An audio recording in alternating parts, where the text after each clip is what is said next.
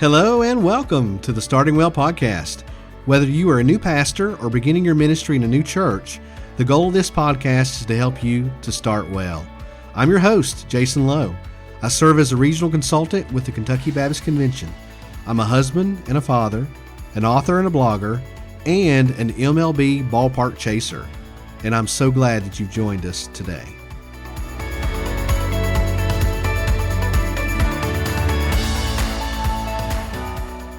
Okay, so before we dive into today's episode, you may be wondering, what in the world is an MLB ballpark chaser?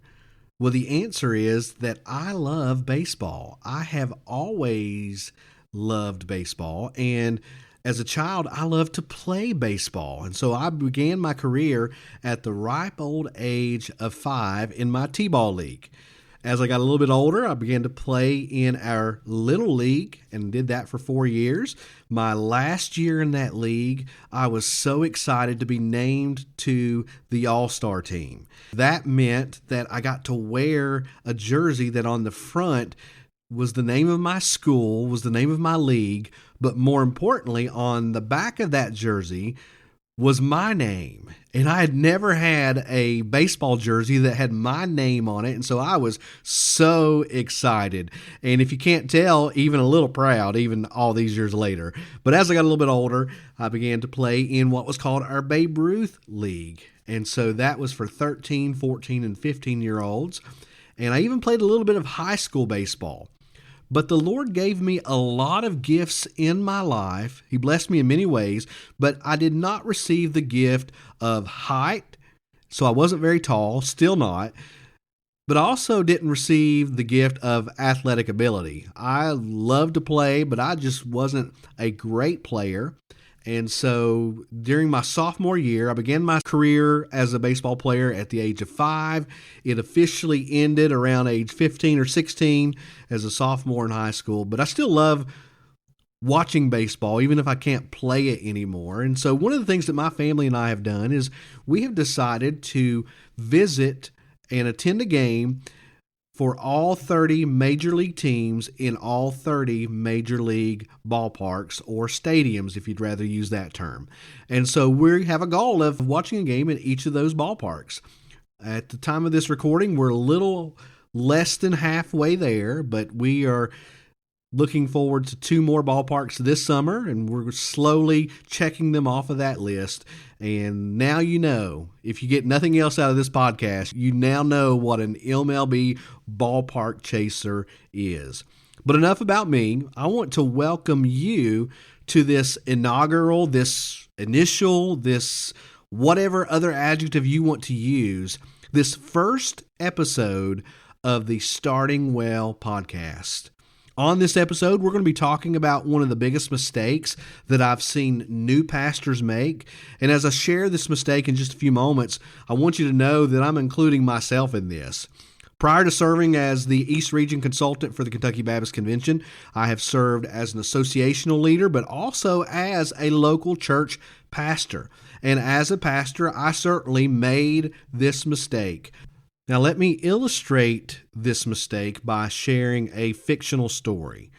It's a story about a new pastor by the name of, let's call him Joe, okay? And so Joe is called to a new church. It's a church that has seen better days in its past. It's certainly in need of a little bit of revitalization.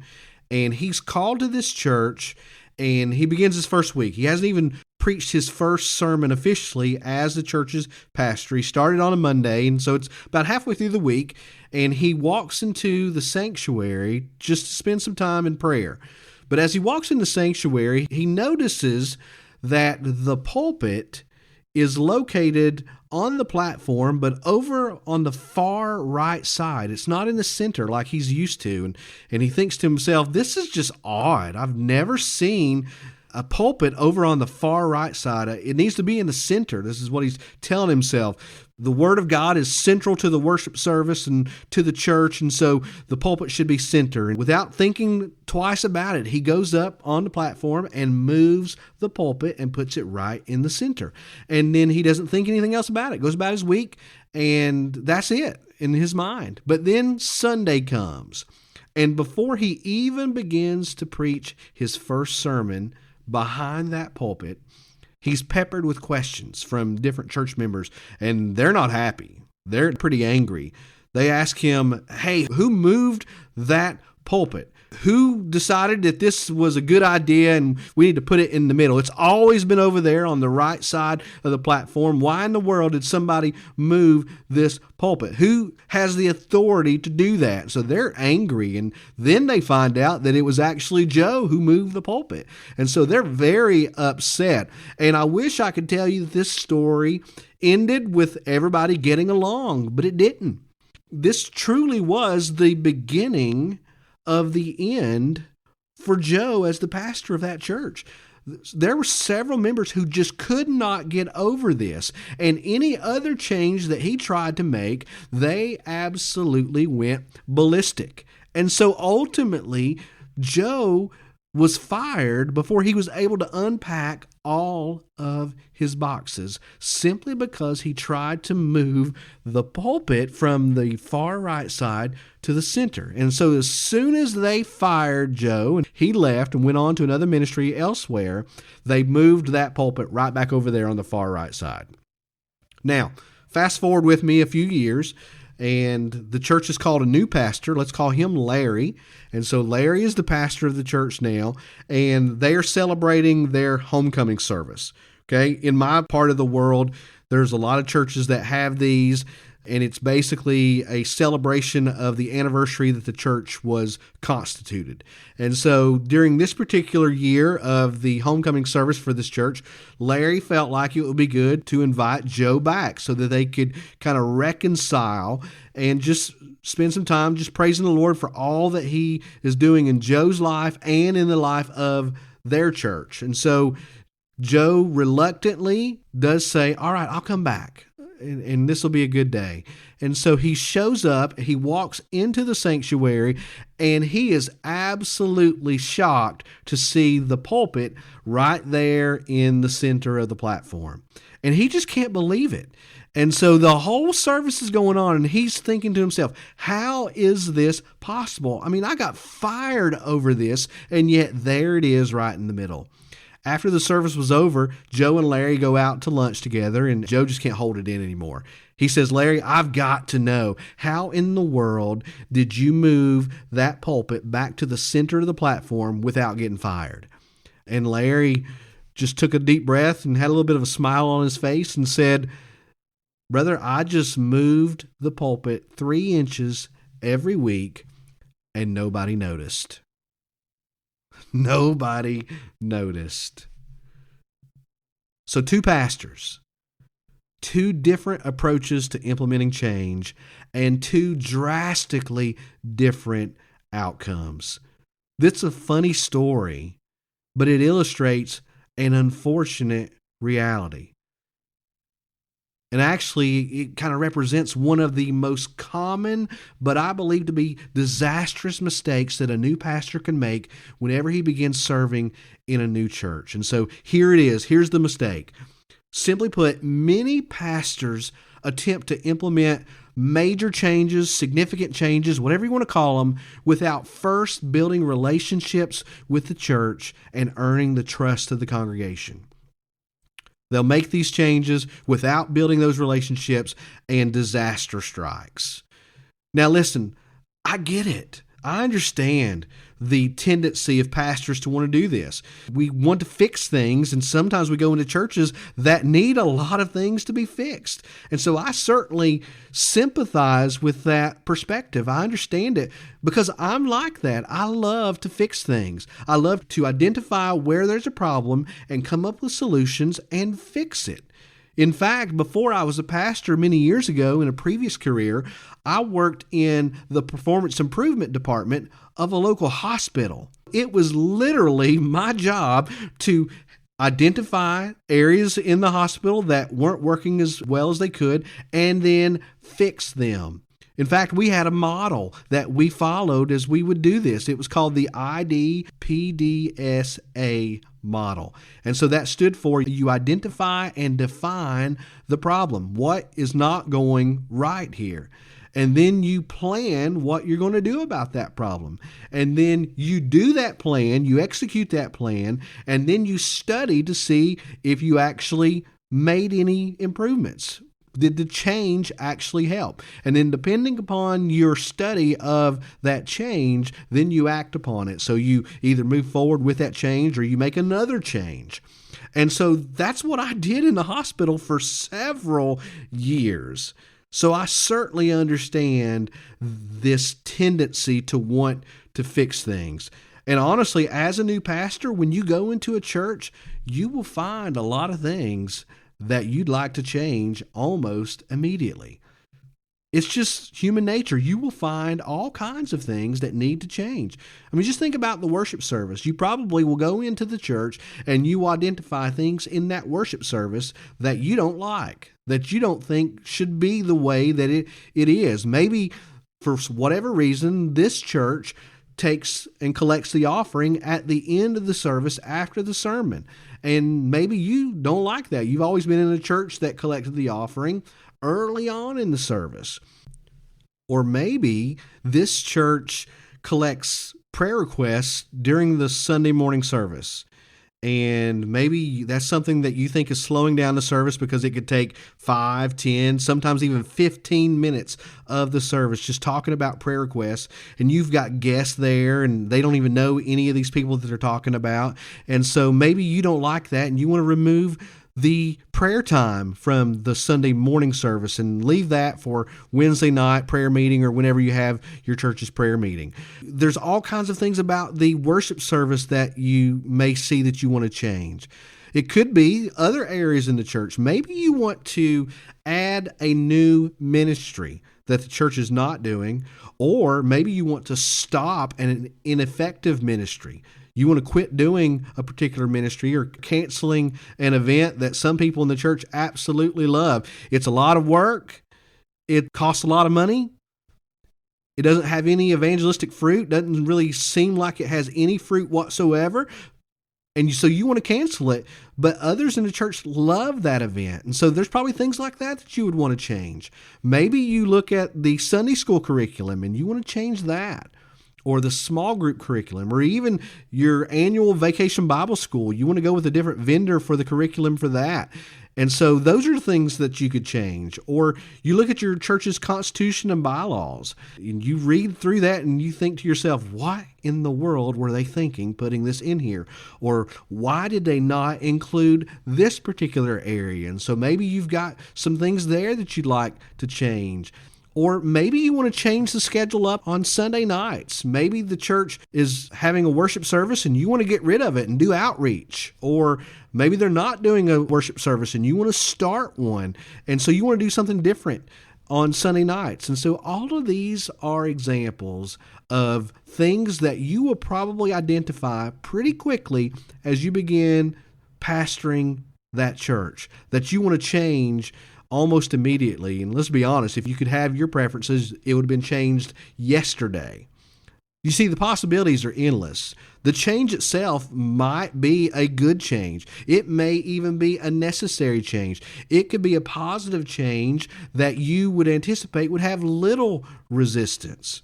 However, implementing a needed change at the wrong time or in the wrong way without first building that trust will likely lead to pretty negative outcomes. And I'm here to tell you, trust will be needed to truly lead the flock that God has called you to lead. John C. Maxwell once said, trust is the foundation of leadership. Albert Mohler said it this way, trust is the currency for cooperation. And they're both saying the same thing. If you truly want to lead people, they're going to have to trust you first. And trust is not something that happens immediately. You see, trust is absolutely essential if you want to lead the flock that God has called you to lead. Jesus said it this way in John chapter 10. He said, the sheep hear the voice of their shepherd, and he calls his own sheep by name and leads them out. When he has brought out all of his own, he goes before them, and the sheep follow him, for they know his voice. There's that relationship. There's that trust factor. But then verse 5, Jesus says, a stranger they will not follow, but they will flee from him, for they do not know the voice of strangers. When you first begin to pastor your church, you may have the title of pastor, but you're still a stranger to them. And they're not going to follow your leadership immediately because there's no trust built. There's no relationship built yet. If you want to lead the flock that God has called you to lead, you need to get to know the sheep, and the sheep need to get to know you before they will follow you anywhere.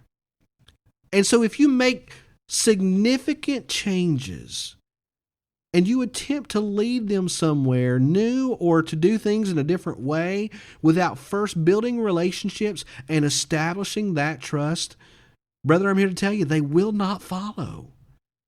In fact, it will lead to one of several negative outcomes, and I want to talk about 6 of those outcomes with you for the rest of our time together. And as we go through this list, you're going to notice that each negative outcome is slightly worse than the one that preceded it. Okay, so they get progressively worse as we go through this list. So here are the possible negative outcomes if you make this mistake, if you attempt to make those significant changes without first building relationships and establishing trust. Here's the first one. Number 1, you will encounter resistance or opposition. There is no denying it. You will encounter resistance or opposition. Now, that resistance may be mild, and it could be simply expressed as questions from church members about some type of recent decision you made or a change that you made. And so they just ask you about it and say, hey, Pastor, why are we doing this? Why did you decide to make this change? Help me to understand that and just bring some clarity to my mind. I would love it if that's the only type of resistance that you get. The reality is you may get a lot more significant resistance and opposition. It could be expressed in open criticism or slander. They may question your motives. They may say that you're just trying to get rid of all the old church members so that you can get new church members in here who will follow your leadership. And so you're going to encounter resistance or opposition. But regardless of its severity, I promise you that those church members who are not happy with your decision or the change that you made, they will make sure that you are aware of their disapproval. They will make sure that you know they're not happy about it. Now, although this is unpleasant, it's probably the mildest possible negative response that you might receive as a result of making some of these changes without building that trust. So number 1, you will encounter resistance or opposition. Number 2, the church experiences significant conflict and division. The church experiences significant conflict and division. Now, sometimes disapproval escalates into a significant conflict between the pastor and those who oppose the change. And that certainly, if you've ever been in one of those conflicts, you know that it is significant. Maybe there's secret meetings that are taking place without your knowledge, and they're gathering together a group that's going to call for your removal or something like that. Or maybe church members are pressured to choose sides. Either you're with the pastor or you're against the pastor. In fact, I have heard stories of pastors making that exact statement. Either you're with me or you're against me. And this came from a pastor who hadn't been in that church very long at all. And so church members are pressured to choose sides, and neither side is willing to back down or compromise. If that happens, and you as the pastor or those members who oppose your leadership, if they choose not to resolve the conflict biblically, then I'm here to tell you that a church split is not out of the question and becomes much more likely with each passing day and each passing week. So number 2, the church experiences significant conflict and division. Number 1, of course, you will encounter resistance or opposition. But then number 3, another negative outcome is that the church will likely lose some members. If the conflict continues to go unresolved for any length of time whatsoever, then there's probably going to be some people who leave the church. Some will leave very loudly and announce that they are leaving because they're so upset at the pastor, or they're upset with the way that they're treating you as the pastor. And so some may leave very loudly. Others may leave very quietly. They're just tired of the fighting. They just don't want to fight anymore. And so they leave because they don't want to see you as the pastor attacked, or you as the pastor attacking the flock. And the reality is unfortunately, many of them will leave without giving you any reason whatsoever. But the result is the same. The church loses members, many of whom will never return. And unfortunately, you as the pastor will likely get the blame for it. Okay, so number 3, the church loses members. Number 4, and this is very similar to number 3, but the church could suffer a split. Okay, it could just split in half. You could have a large group of people who leave the church at the same time. When there's the proverbial last straw, and you don't know what that straw is, but yet when you do it, or when somebody else does it, then you have all these people who leave the church. And they may go down the road and join another church, or they may start a church, but a big group leaves at the same time. And whenever that happens, in large cities and small towns, word gets around. But especially in smaller areas, it may take years, if ever, for the church to recover its negative reputation that it gets in the community. That those people, they just can't get along. They just fight all the time. I know of churches that have this reputation in their community, and new pastors come and new pastors go, and they cannot overcome that reputation. As they talk to people in the community, they say, oh, you're the pastor of that church. Well, you won't be there very long because they can't keep a pastor, because they can't ever agree on anything. That's a negative outcome that certainly could result if you make some of those changes without first building trust, without first building those relationships. This certainly could be a result. But number 5, another negative outcome that may happen through this mistake is that you as the pastor may be forced to resign under pressure, or you may be just fired outright. Now, I have served in some type of church consulting role for over a dozen years now, and I have lost track of the number of pastors who have resigned under pressure or been fired. And I hear about them on a regular basis, and it grieves my soul. Now, while some of these occurrences were due to moral failure or an unhealthy church culture, many others were simply the result of poor leadership decisions that led to unnecessary conflict that escalated to the point of no return. And so sometimes the pastor resigns because of a change that he made or the way that he led in a particular area. But then last and finally, and I certainly hope that this never happens to you, but the last negative outcome is that not only does the pastor step down or he's fired, but then he leaves the ministry altogether. And unfortunately, it does happen. Sometimes the conflict negatively impacts the pastor so much that he just leaves the ministry altogether. The wounds are too deep for him to even think about going to another church where he may possibly have to deal with the same type of issues again. And so he decides that getting out of the ministry will be better for his personal and spiritual well-being than going on to another church and possibly facing something like this again. Now, the good news is that some eventually do return to some type of ministry role, but I also know of many others who have left pastoral ministry permanently. And I certainly don't want that for you. So if you're a pastor listening to this, please hear me that is a possibility, but that's the worst case scenario. Okay? Now, with all of that negativity, and there is a lot there, I want to end on a very positive note, because there is a better way. Brother Pastor, there is a better way. While many pastors have made this mistake, and I'm one of them, of making significant changes without first building those relationships and earning that trust. There is a better way. There is a way for you as the pastor to get off to a good start. There is a way to make necessary changes. There is a way to minimize unnecessary conflict. There is a way to earn the trust of your congregation. In other words, there is a way to start well.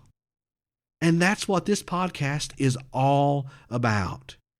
You see, the goal of the Starting Well podcast is to help pastors just like you begin your ministry by loving well, by learning well, by listening well, and then by leading well. As you seek to shepherd the flock of God among you, I hope that you'll find this podcast to be a helpful resource for you, to come alongside you, to encourage you, and to equip you, to do everything possible to help you start well. So we've got a lot of topics in store, a lot of things to talk about, and I'm so excited that you have decided to join us on this journey. So a little bit of housekeeping here. Just so that you know, as you come back for more episodes later on, a new episode will be published each week. Some of them will be like this one, where it's just you and me, just talking about specific principles of starting well, or some other topic related to how you start your ministry at a church. But at other times, I'm going to be joined by other team members from the Kentucky Baptist Convention to discuss a specific topic. And there will be times when I will interview other pastors, those that are serving their churches well right now, those that maybe started well and they want to share out of their experience, or also those who would now admit that they did not start well and the lessons that they've learned. So that's where we're going. And I hope you'll be a part of that journey. I hope you'll come back and listen to future episodes. To make sure that you don't miss an episode, go ahead and click the subscribe button. And if you're listening on Apple Podcasts and you found this episode helpful, you could do us a great big favor by giving us a 5-star rating and review, because that helps other pastors find this podcast. So that's it. That's all we've got for this first episode. Until next time, may you shepherd the flock of God among you well. Thank you for listening to this episode of the Starting Well podcast. For more resources, please visit us online at startingwell.net. For more information about the Kentucky Baptist Convention, go to kybaptist.org.